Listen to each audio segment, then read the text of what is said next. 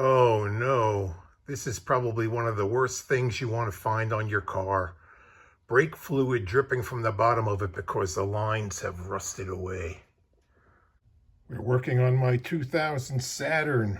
I stepped on the brake pedal and the pedal went to the floor and blew out a line. And this is going to require more than just a Band-Aid. We're going to have to replace some brake hoses or brake lines. I gotta find which one is leaking. I believe it's the one going to the back. There's actually two going to the back. So let's figure out which one is which and try to fix this. We poured a little more fluid in the master and you could just see it dripping out right now. That is the inside line that's dripping, going back to the rear brakes. And how far does it go? Let's trace it. The inside, here it's going. Now you could try to put a union in over here where it's nice and clean, but if you look at other parts, they're pretty rusty over there. I've been spraying corrosion stopping stuff on there to keep them from rusting any worse. But the inside line is also the one that goes to the right rear brake line. And that one is rusted pretty badly too. So what are we going to change? The whole entire line. It's the only sensible way to try to fix this right. And while we're at it, we're going to do the left one because by the time we take it down and disturb the other line, it'll probably break where it's just as rusty. So let's get this line cut out and removed. All of the tabs that hold it in place are extremely rusty. They might just bust off. We'll try a couple of them to see, but what we could do as an alternative, I don't recommend it, but you could do it, is just leave the old lines in place and run the new lines right next to them and zip tie them on. That's the down and dirty way to get it done. And we may choose that option. Unbolt this to get the lines to go through over there. Let's start disconnecting some stuff and see where it goes to in the master cylinder now too. I unplugged the master here so we won't be smashing into that wire.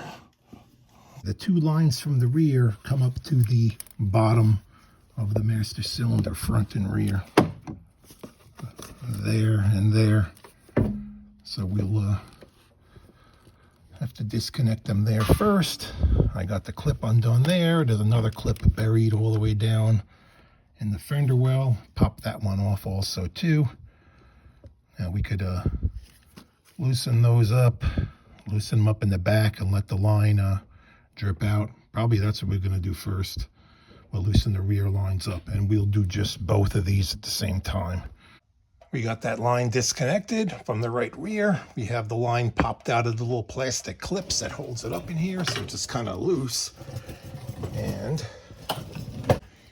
we unbolted all of the clips that hold the line in place. Miraculously, they did not all just snap off. So we have the line snapped out. This is a plastic fuel lining, vapor line. You don't have to worry about it being rusted or broken, so that's good. So they're all loose. Now we got to disconnect the front line. It goes to the front bottom of the master cylinder. We're going to unhook that end next and get the line out of here if we can. If not, we're going to cut it in pieces.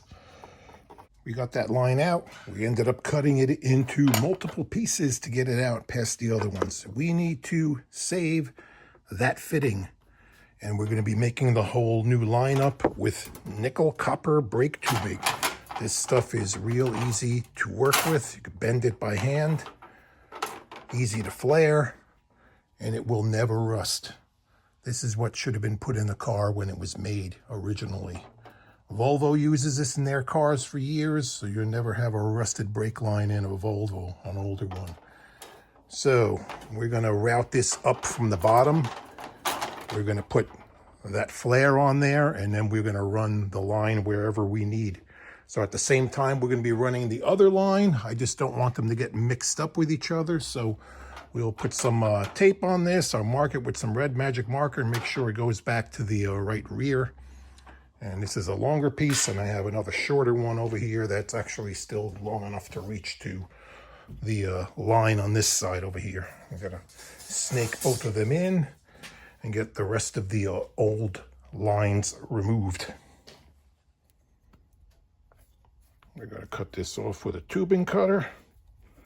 You could cut it off with a hacksaw if you want to, but this will give a nice clean cut and the fitting will slide off. There we go. Save that. We got both of the old lines out. We just cut them off where it was convenient and yanked them all out of the car. And then we routed all the new ones close to where they need to be. Let's take a look. That's the one for the right rear and the left rear. We put some tape on there to keep the fittings from falling down. We're going to flare them, and then we will be able to install them on the master cylinder and then reroute the lines as we go. Let's take a look underneath. The beauty of this nickel copper tubing is it's very flexible. It bends like wire, and it's really, really hard to kink. Once we get the connections done on the top, we're going to start routing these where they need to go. Right now, I left them all extra long. This is the one for this will be the one for the left rear. The right rear running is going. So once we figure out where we're going to need them, we will cut them off and flare them right down here and make them really close to the factory length. Not a lot of extra hose. Plus, I'm not wasting material that I could use on another job also. So let's get those front ones flared. Now, when you're pulling the lines near, pay particular attention to where they went before. They have to be above this parking brake cable and other things, so we'll be able to push them back into the factory clips as we start going back with the line. These cars have bubble flares on the lines, so we got a bubble flaring tool already clamped on over here. Just want the line kind of flush with the top of this. These are real easy to make compared to a double flare, which could be problematic sometimes. Let's get this locked on here. We got a little drop of oil on the anvil on the end, so it'll slip. These are nice and tight. Make sure they're tight. And squash it down all the way.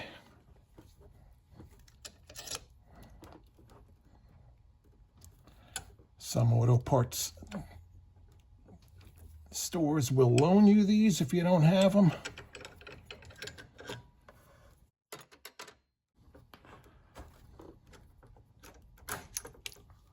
It's done. I gotta do that one now too. We got our lines hooked up, and now we're gonna go down and route them along the bottom of the car. The lines are loosely there. We have our hardware. Where did it go? Over here. The yellow one marked is the right rear, so we want that on the inside of these. So we're just gonna push them back into the plastic clip and bolt these up and in as we go back.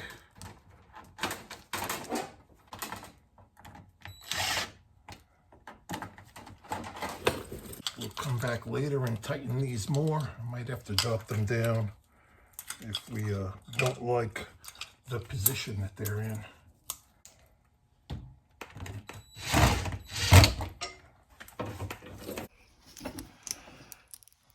Yeah, we got them all the way routed over to here. We got to finish up the back. We could put that little cover back on here now, and we're all done up in this area.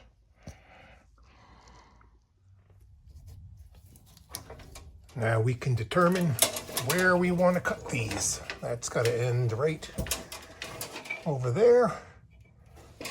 And the other one has to loop around and come to this. We still didn't bolt in the last holder right here because I want to be able to pull this down so we have room to flare these off. So get a rough estimate. We'll do the longer one here first, the one that broke.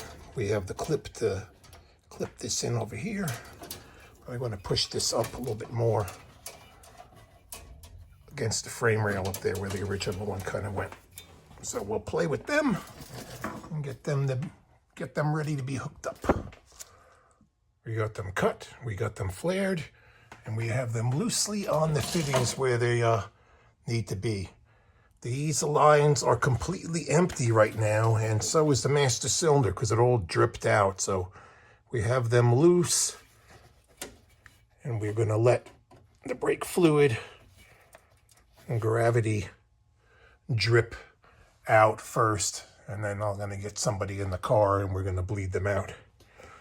This is what it takes to replace rusty brake lines in a car. Probably the worst job that every mechanic wants to do, but you got to do it, especially if it's your own car and you're too cheap to pay someone else to do it. So if you like this video, do me a favor, like, subscribe, and thank you for watching. Then we'll be able to get the Tiki Bar car back on the road for some summertime fun. And it's dripping.